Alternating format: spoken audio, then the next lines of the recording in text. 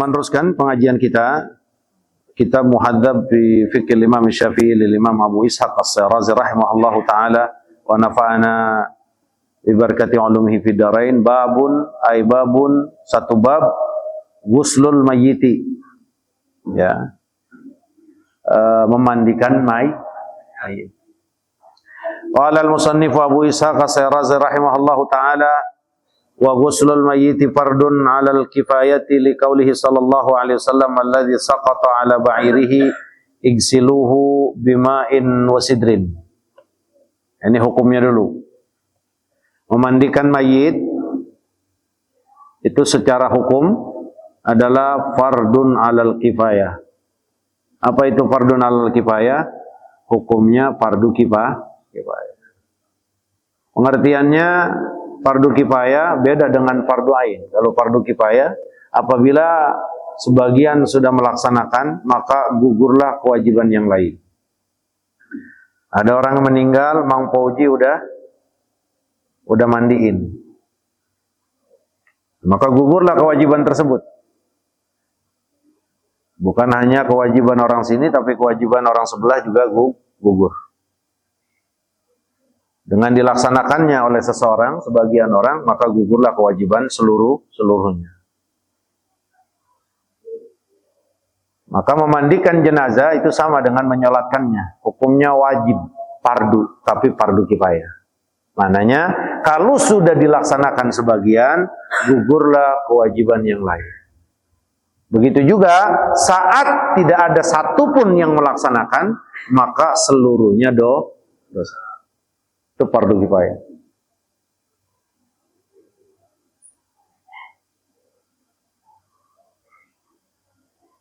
Iza tabihi ba'duhum saqatal baqi. Kalau sudah ada yang melaksanakan, gugur semuanya. Kalau enggak dilaksanakan, dosa satu kampung. Ada orang meninggal, agak disembayangin, misalkan di Masjid Rahmatul Ummah, itu sekampung dosa.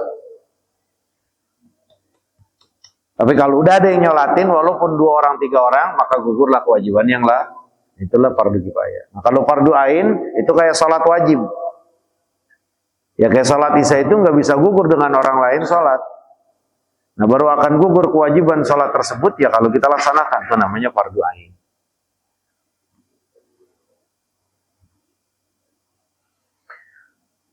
Memandikan mayit itu fardu kifayah, sebagaimana ketetapan dari Nabi kita Muhammad sallallahu alaihi wasallam, ya, bagi seseorang yang meninggal karena jatuh dari atas onta. Kata Rasul, igsiluhu bima'in wa sidrin. Dah, kata Nabi, mandikan dengan air dan sidir.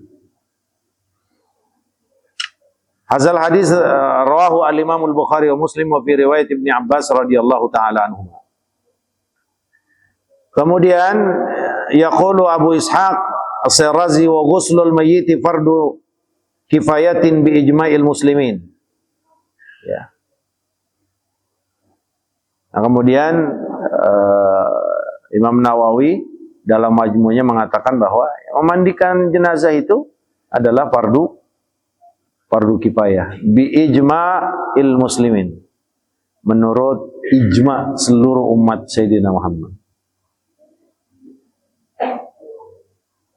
Wa ma'na fardil kifayah annahu idza fa'alahu man fihi kifayatun saqatal haraju anil baqin wa in tarakuhu kulluhum atimu kulluhum.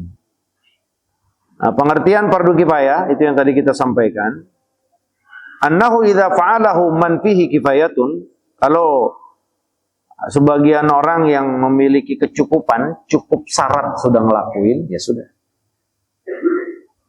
Maka saqatal haraju anil baqin. Maka beban dosa itu gugur semuanya dari yang lain.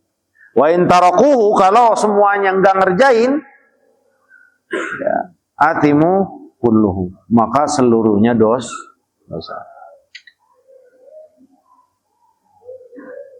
Wa alamanna ghuslal mayyiti wa takfinahu wa alamanna ghuslal mayyiti wa takfinahu wa salat alaihi wa dafnahu furudu kifayatin bila khilafin. Kata Imam Nawawi, apa? Mandiin mayit, ngapanin, nyolatin, nguburin, itu semuanya fardu kifayah. Bila khilafin, gak ada khilaf. Iya. Bang Jul bilang, gue mah gak mau nyolatin. Oke, gak masalah, gak dosa. Tapi dengan catatan udah ada yang nyolatin. Tuh. Bang Jul, ono ada yang meninggal di Rahmatul Umah, sholatin. Enggak, gue gak mau nyolatin, males. Lihat, ada yang nyolatin gak di Rahmatul Umah? Oh ada, ya udah gugur kewajibannya. Pengertiannya begitu. Tapi kalau nggak ada yang nyolatin, ya Bang Jul juga ikut dosa. Itulah fardu kifayah. Nguburinnya, ngapaninnya juga. Qala al-musannif rahimahullahu ta'ala, fa in kana al-mayyitu rajulan la zawjata lahu fa'aulan nasi bi ghuslihi al-abu thumma al-jaddu thumma al-ibnu thumma ibnul ibni thumma al-akhu thumma ibnul akhi thumma al-ammu thumma ibnul ammi li'annahum ahaqqu bis-salati alaihi fakanu ahaqqa bi ghuslihi. Nah, sekarang kata Imam Abu Ishaq As-Sirazi, kalau fa in kana al-mayyitu rajulan, sekarang yang meninggal ini laki-laki, la zaujata lahu, enggak punya bini. Mudah-mudahan Bang Jul Allah panjangkan umurnya. Iya ini, kalau yang meninggal laki, la zaujata lahu, enggak punya bini. Jadi kan Bang Jul banget. Cuman kita doain dia panjang umur, amin. Terus siapa yang paling berhak untuk memandikan? Oh. Siapa yang paling berhak untuk memandikan? Kata Imam Abu Ishaq As-Sirazi, fa'aulan nasi bi ghuslihi al-abu. Yang paling utama, yang paling didahulukan, atau yang paling utama untuk memandikan seorang mayit tersebut yang tidak punya bini, al-abu, bapak. Bapaknya di mayit. Kalau nggak ada bapak, thummal jaddu, kakeknya. Kalau kakek nggak ada, thummal ibnu, anak. Anak nggak ada, ibnul ibni, cucunya. Cucu kagak ada, saudara lakinya. Saudara lakinya nggak ada, keponakannya. Keponakannya kagak ada, mamangnya. Mamangnya kagak ada, anak mamangnya. Misanan dia, sepupu dia. Kenapa diurut seperti ini? Dalam mazhab Imam Syafi'i, li'annahum ahaqqu bis-salati alaihi. Penyusunan ini ditetapkan dalam mazhab Imam Syafi'i yang diungkapkan oleh Al-Imam Abu Ishaq As-Sirazi, itu mengingat bahwa mereka-mereka bapak, kakek, anak, kan gitu. Bapak, anak, kakek, terus cucu, ya, terus ponakan, ya, paman, anak paman, karena mereka-mereka semuanya itu adalah yang harus didahulukan atau orang-orang yang paling berhak untuk mensolatkan. Makanya kalau ada jenazah kayak kapan pernah di sini sekali, itu anaknya yang disuruh, itu cakep. Kalau ada bapaknya dulu. Pernah waktu itu kita nyolatin jenazah di sini, siapa yang meninggal? Itu anaknya yang jadi imam. Itu afdol. Kalau urutannya itu bapaknya mayit. Kalau nggak ada bapak berarti kalau nggak ada kakek berarti anak. Kalau nggak ada anak berarti cucu. Kalau nggak ada cucu berarti saudara. Kalau nggak ada saudara berarti ponakan. Kalau nggak ada ponakan berarti mamang. Kalau nggak ada mamang berarti misanan kita. Urutannya begitu. Mereka ini adalah ahakun nas, orang yang paling berhak mensolatkan kita saat kita meninggal. Gitu. Makanya kiai jangan maju-maju dulu. Ustadz jangan maju-maju dulu. Tanya dulu keluarganya. Ini mayit punya anak, punya. Bagaimana mau mensolatkan? Iya, mau mensolatkan. Ngerti nggak tapi hukumnya? Oh ngerti. Ya udah anaknya suruh sholatin. Kita jadi makmum semuanya. Gitu. Jangan mentang-mentang kiai mau maju aja jadi imam. Lah nggak abdol. Bicaranya nggak Nggak abdol. Yang abdol itu anaknya, Pak. Bapaknya, kakeknya, anaknya, cucunya. Terus udah tuh saudaranya, ponakannya, mamangnya. Yang terakhir misanannya. Fulan meninggal punya anak yang suruh jadi imam, kita makmum. Gitu. Makanya kata Imam Syarazi, li'annahum ahaqqu bis-salati alaihi, karena mereka ini lebih berhak untuk mensalat. Fakanu ahaqqa bi ghuslihi. Maka saat mereka itu lebih berhak untuk mensalatkan, maka mereka juga lebih berhak untuk memandikan. Ini kalau kagak punya bin, nih, dirahmat.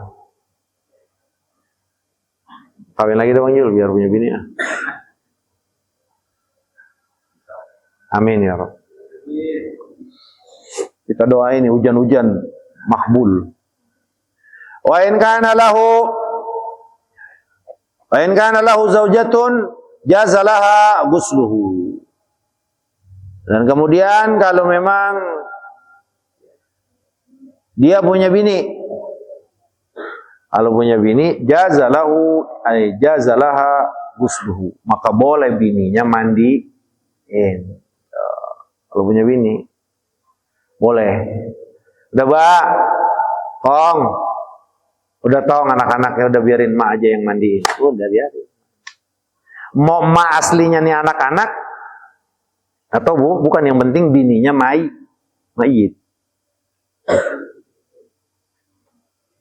Ya. Ain kana lahu zaujatun, kalau dia punya bini, jaza laha ghusluha, ai ghusluhu. Kalau dia punya bini boleh bininya mandi. Lamma rawat Aisyah radhiyallahu taala anha, sebagaimana yang diriwayatkan oleh Ummul Mukminin,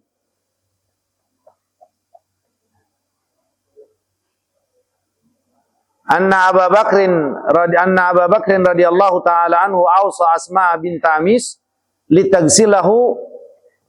Bagaimana satu riwayat dari Aisyah bahwa Sayyidina Abu Bakar pernah berwasiat kepada istrinya yang bernama Asma bint Amis untuk memandikan dia. Ini dasarannya. Jadi kalau punya bini boleh. Akan tetapi jadi pertanyaan, wa hal tuqaddamu 'alal 'asabat? Apakah bini itu didahulukan terhadap asabat? Kayak bapak tadi itu, kakek, anak, cucu, ini namanya asabat. Saudara laki-laki, ponakan, mamang, anak mamang, ini asabat semuanya. Apakah bini didahulukan dari mereka atau bagaimana? Fihi wajhani. Kata Imam Syarazi ada dua wajah, ada dua pendapat. Ahaduhuma annaha tuqaddamu li'annaha tanzuru minhu ila ma la yanzuru asabatu wa huwa ma baina sirrati wa rukbah. Pendapat yang pertama, kata Imam Syarazi, dia istri didahulukan. Kenapa? Karena istri boleh ngelihat semuanya. Tapi kalau kayak bapak anak kan nggak boleh ngelihat, tetap kalau urusan yang bagian itu tuh. Di antara pusar dan lut, itu biar anak kita tetap nggak boleh ngelihat barang kita, Pak. Doi. Anak kita, apalagi si perempuan, laki, bapak kita, ponakan kita, anak kita, mamang kita tetap nggak boleh ngelihat kalau yang namanya kemaluan. Yang boleh ngelihat siapa? Yang boleh ngelihat siapa? Bini. Kebanjul lagi nengoknya. Yang boleh ngelihat Nah makanya pendapat yang pertama ini dalam mazhab Imam Syafi'i, kalau dia punya bini, mana yang didahulukan? Bapaknya yang mandiin atau bininya? Bininya yang mandiin. Makanya dibilang di sini, li'annaha tanzuru minhu ila ma la yanzuru ala asabatu. Karena kalau bini itu bisa melihat seluruh badan laki. Sebagaimana bapak, anak dan yang lainnya ngelihatnya terbatas. Boleh semuanya ngelihat, tapi bagian antara pusar dengan lutut mereka nggak boleh ngelihat. Haram hukumnya. Nah, begitu makanya bini diduluin kalau punya bini.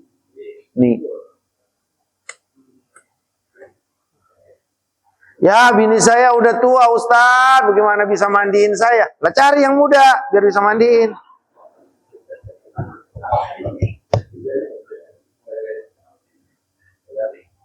Bener nggak begitu? Nggak, saya ngomong salah ya, ditawain ya. Maaf, saya ngomong salah. Bener apa salah? Iya, kayak kok ditawain. Ketua DKM kita doain aja biar sehat. Iya.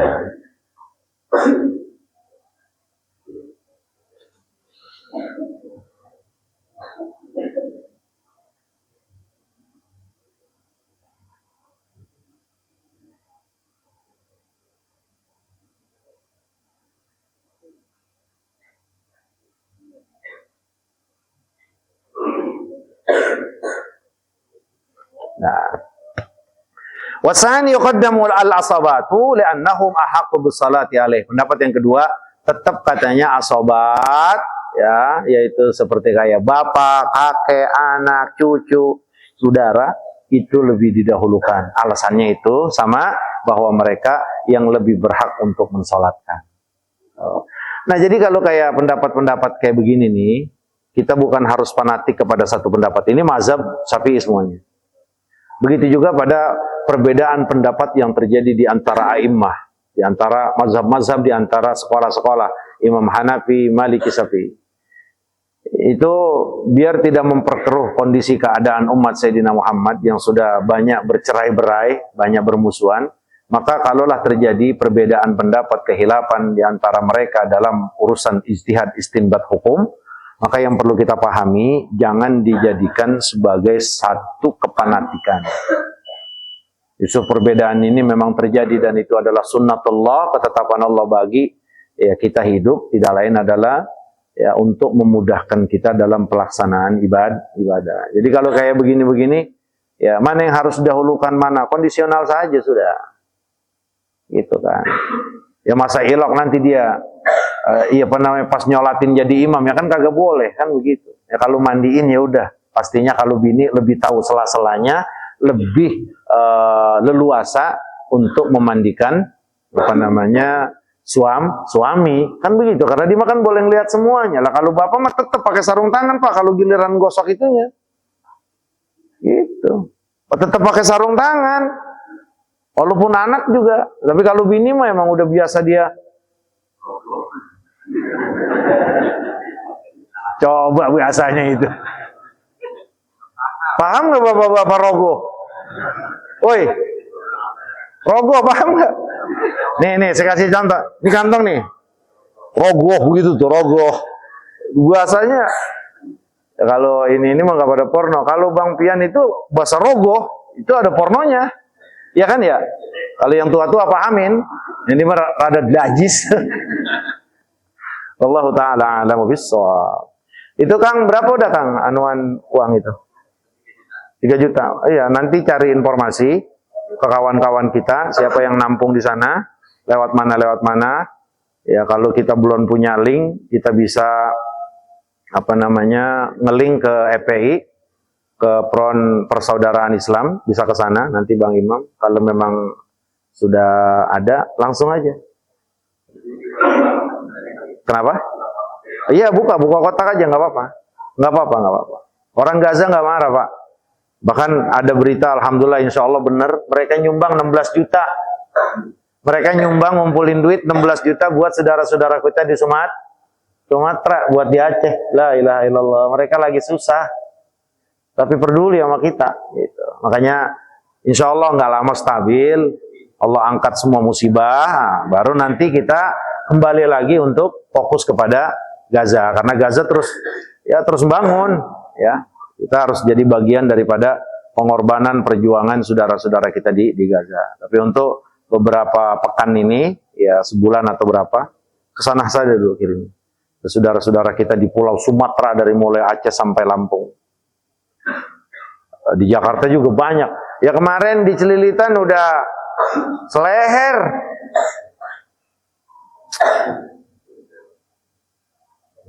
Ya mudah-mudahan ya Allah. Kalau ini mah udah nggak bisa. Jangan nyala-nyalain orang Pak. Jangan nyala-nyalain muhasabah aja masing-masing.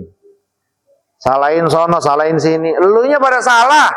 Nyalain pemimpin. Elunya salah, lalu yang mimpin pemimpin, lu yang milih pemimpin. Itu gue dibayar gocap. Benar enggak?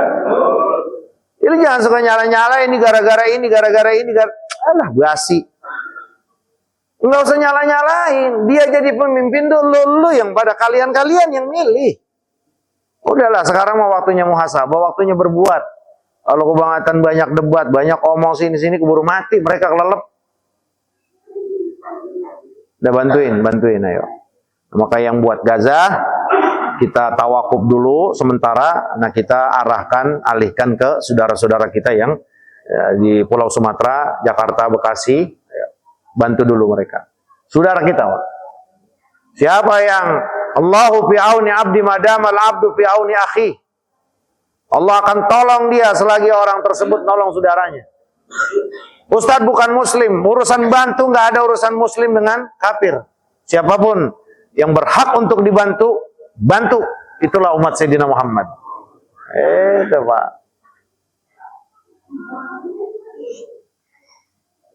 Kecuali IDF lagi ngap-ngapan gitu kan, lagi ngap-ngapan kena batu. Jangan, kali itu mah jangan pakai diangkat batunya. Tibanin glibeg. Tahu nggak tibanin glibeg? Yang buat ngangkat-ngangkat berat apa namanya itu? Hah? Kredi ya, tibanin gituan. Jangan pakai diangkat tuh batu, biar mampus sekalian. Lalu IDF, Sohayinah, dan balas sekutunya. Mudah-mudahan Allah terima amal ibadah kita. Saudara-saudara kita yang sedang kena musibah, Allah ringankan, Allah sabarkan mereka ya Allah. Dan Allah berikan semuanya ya menjadi satu pelajaran penting bahwa kita masih punya Allah yang maha kuasa.